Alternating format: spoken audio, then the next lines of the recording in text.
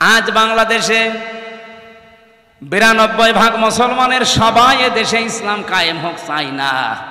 আমি আগস্টের 5 তারিখের আগে একটা জরিপ পেয়েছিলাম, মাত্র 100 জনের 15 জন বলতো আমরা এই দেশে ইসলাম কায়েম চাই।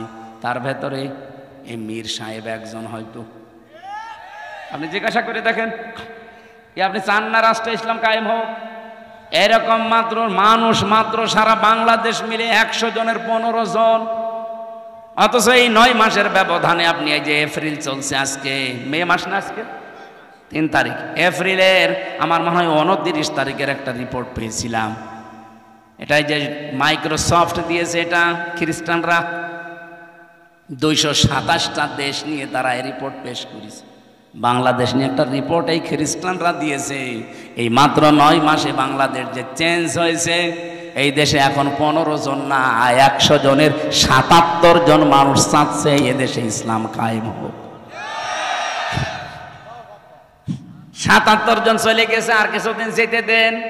আমার তো মনে হচ্ছে যেভাবে দাওয়াতি কাজ চলছে সারা বাংলাদেশে, কুষ্টিয়াতে কয়েকদিন আগে আমার নিজের পাশের ইউনিয়নে 4000 মানুষ একামতে দিনের কর্মী হওয়ার জন্য একবার শপথবদ্ধ হয়েছে।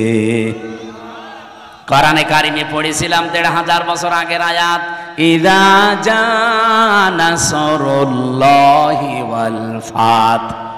যখন আল্লাহর সাহায্য আসবে তখন আপনি বিজয় দেখতে পাবেন। আর বিজয় আসলে আপনি প্রথম নাম্বারে দেখবেন ওয়ারাইতান নাসা ইয়াদখুলুনা ফি দীনিল্লাহি আফওয়াজা। দলে দলে পালে পালে মানুষ ইসলামে প্রবেশ করছে। প্রশ্ন আসতে পারে, ওরা তো মুসলমান, আবার ইসলামে আসলো কি করে? না, যারা আল্লাহর দ্বীন কায়েমের জন্য, আল্লাহর আইন কায়েমের জন্য চেষ্টা করে না, এগুলো মুসলমান হতে পারে না।